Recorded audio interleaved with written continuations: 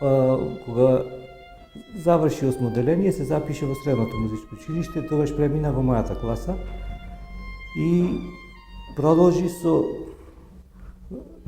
голема љубов и преданост да работи на инструментот. Во втора година голем успех постигна во Ниш на меѓународниот надпревар во многу јака конкуренција, каде ја доби втората награда. Потоа учествуваше во надпреварот во Република Бугарија во Хасково. Тој е еден многу јак надпревар, каде што во многу јака конкуренција освои пофалница. Овде на државните надпревари, колку и пати да се појавеше, освојуваше специјални награди. Ланската година беше победник на државниот надпревар во конкуренција на сите инструменти. Исто така, ланската година со истата програма учествувавме на меѓународниот надпревар на млади Приштина. И таму стана победник на целото такмичење и доби парична награда од 800 евра во многу јака конкуренција.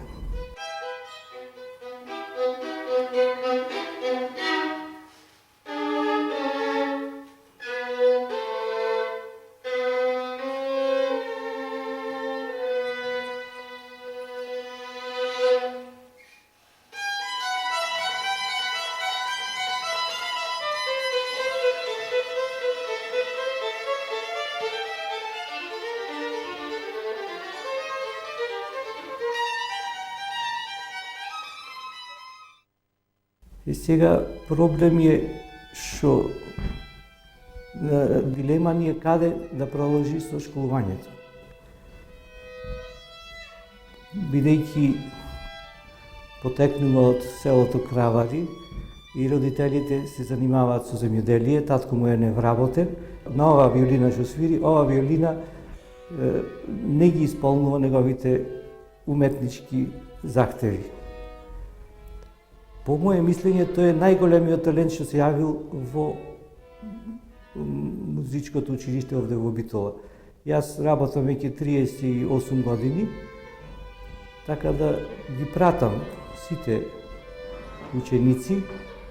Досега ваков талент не сме имале во Република Македонија. Тој успеа на матурата да го освири еден од најтешките концерти за виолина. Тоа е концертот во Дедур од Петар Илич Чајковски. Тоа не му пошло од рака на никој ученик досега во Република Македонија. На оваа возраст. Тоа е програма што се работи на факултети, на магистратура и на докторат и така натаму. По моје мислење, тој моментално е најдобриот виолинист во Македонија и тоа во конкуренција и на студенти. Многу студенти не можат ни да помислат да ја свират на тоа ниво ова програма што тој ја совлада.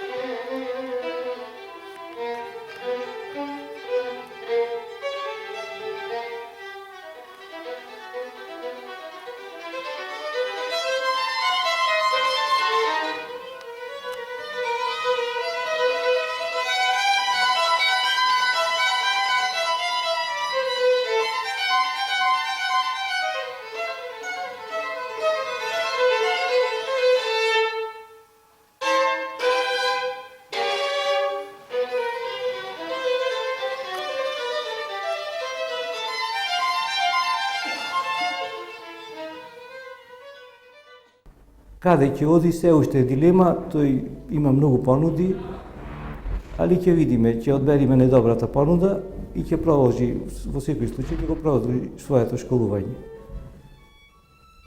Со овој талент што го поседува, тој може да студира во било кој универзитет во светот. Сега, тоа во нашата професија кошта многу скапо. Например, најелитниот коледж во Америка, Juilliard School, една година кошта $24,000. Школарина, само. Башка смештај, башка други работи. Али мислам дека со тој талент што го поседува, тој ќе се избори за свое место. Можда, ако заврши, мислам ќе заврши академија 100%, ќе свири хонорарно, има оркестри во Скопје, има еден француски оркестар кај што веројатно добри примања имат. Ќе се бори, како сите што сме се бореле. Сега, кај нас се многу битни меѓународните надпревари. Ако успее да победи на некој голем меѓународен надпревар, со тоа добива може да освои нека стипендија, после добива концерти во големите центри да одржи и да го забележат менаџерите. Поседува огромен талент. Вакво нешто не сме имали. Пауш, врати уште еднаш од почеток истата фраза.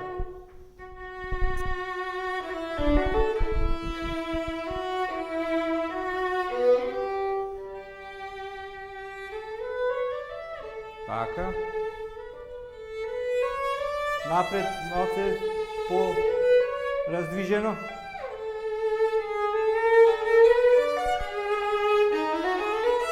Форте.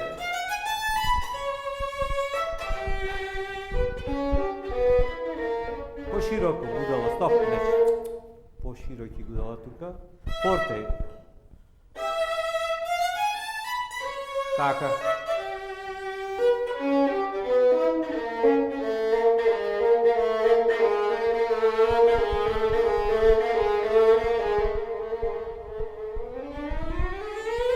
Стоп. Не толку брзи. Да се чуе секој тон.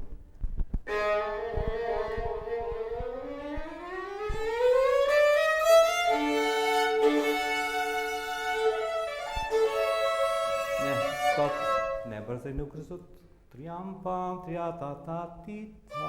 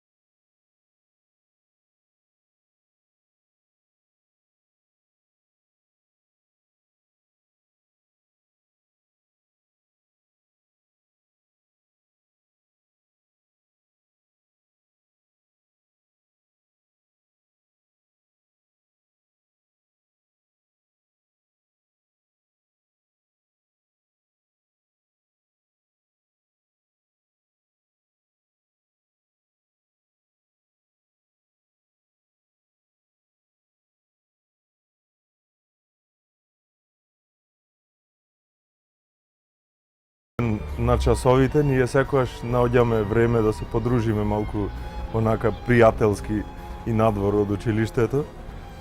Еве конкретно во моментот сум со Димитар Михајловски, ќе пиеме кафе.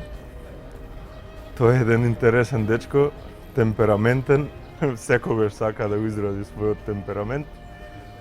Соработката со него ни беше во рамките на оркестарот, на крајот како концерт мајстор на оркестарот освоивме и прва награда во Скопје на надпреварите. Најповеќе се расправавме со него, меѓутоа тоа сепак од неговиот темперамент. Многу брзо ги совладува работите и понатаму веќе му е банално му станува.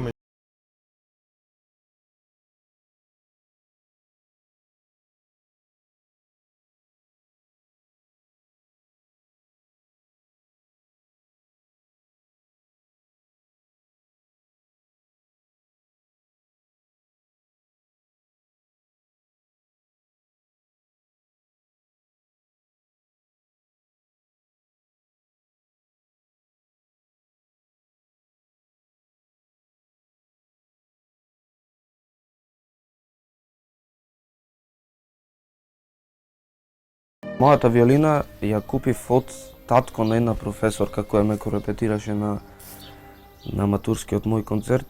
Тој е обичен собирач, не е толку мајстор за виолини, али обичен собирач.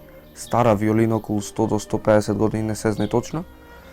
Едноставно морав да најдам виолина за да започнам во средно со малку подобар инструмент и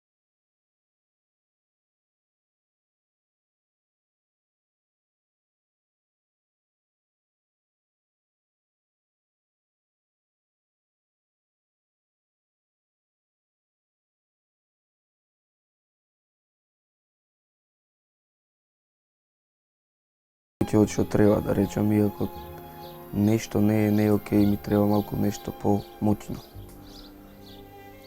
Имаш ли и други 4 виолини, би ја сменал ова виолина за некоја друга? Не, би купил друга, ова би остал така. Би ја урано, да се речи, со ова започнав. Затоа и сите 4 ги чувам дома, да не што ако ги продам кога нови виолини сега се купуваат за 6000 денари. Со се куфер, со се. Така да ова ми е богатство.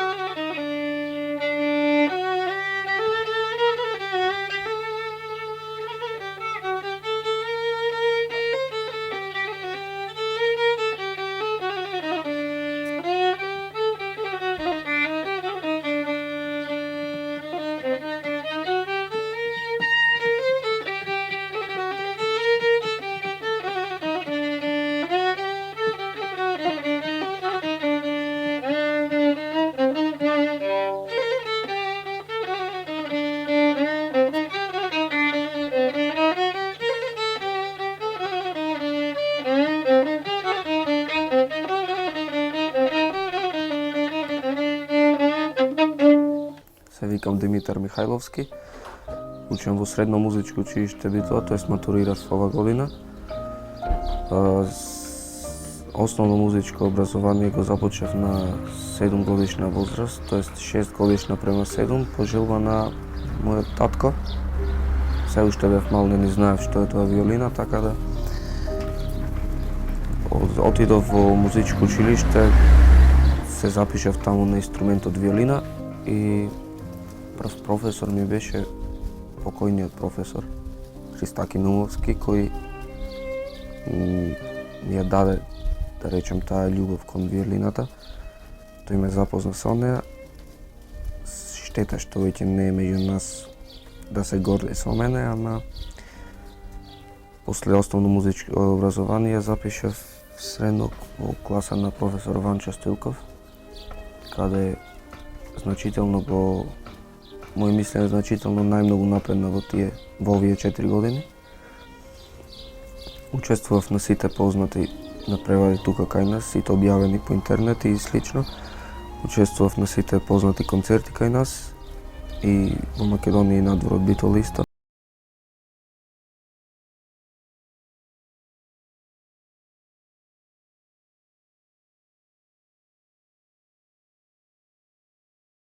Конкуренција на сите пријавени учесници, првиот лауреат, исто така од сите можни инструменти во Приштина, Косово, исто така прв лауреат, каде што концертите значително ми се зголемија, така да добив понуда на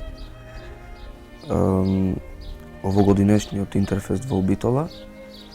Го имав мојот прв солистички концерт, а по една година, тоест пред 10 дена, го имав својот матурски концерт по виолина со кој треба да го завршам средното образование во големата сала во домот на 27 јуни.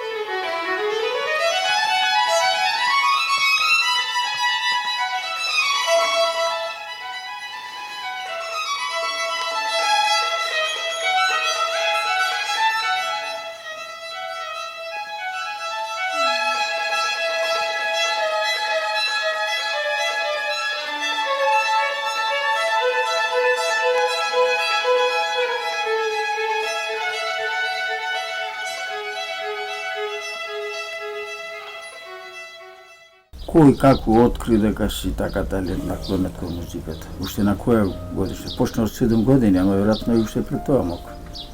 Немам голема меморија, ама веројатно сум пеел, сум скокал многу, така да можда моите дома претпоставка да пробаат дали имам нешто талент во себе, но не сум музичка, веќе тога стручните професори се одредија да бидам на виолина ради талентот. Има некој во семејството пред тебе што се занимавал вака што е, да речам, неоткриен или откриен талент во музиката? Толку стручно, да речем професионално не, ама на мојата баба, братот Добри Ставревски е мој дедо по страна на баба ми, нејзин брат.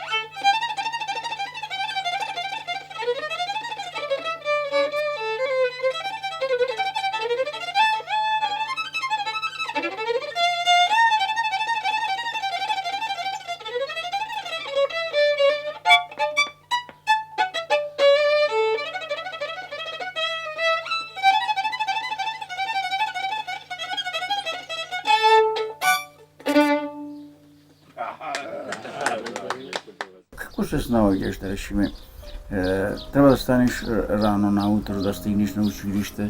Како го решаваш тој проблем? Не е Битола, не си тука наспроти музичкото училиште, треба долг пат да се помине.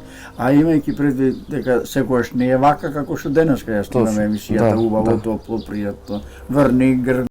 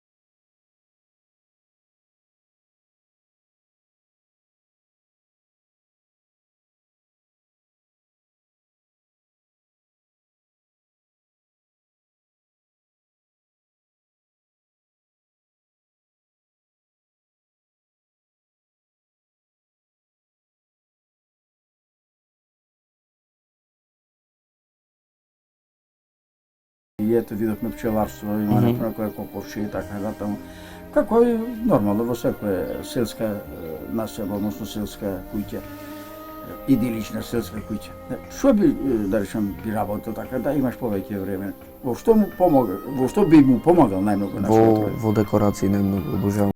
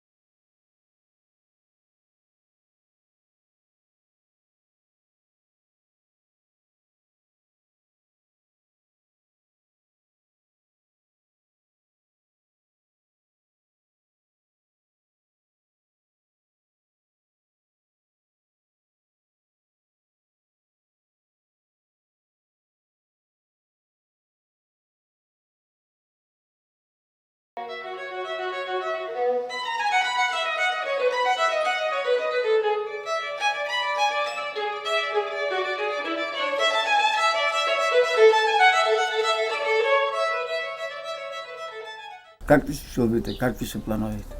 Условите се многу нема некои предуслови така. Планови?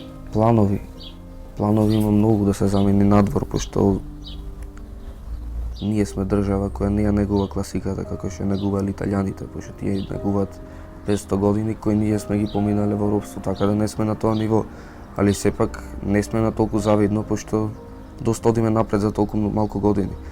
Така да од септември мојот план е да започнам во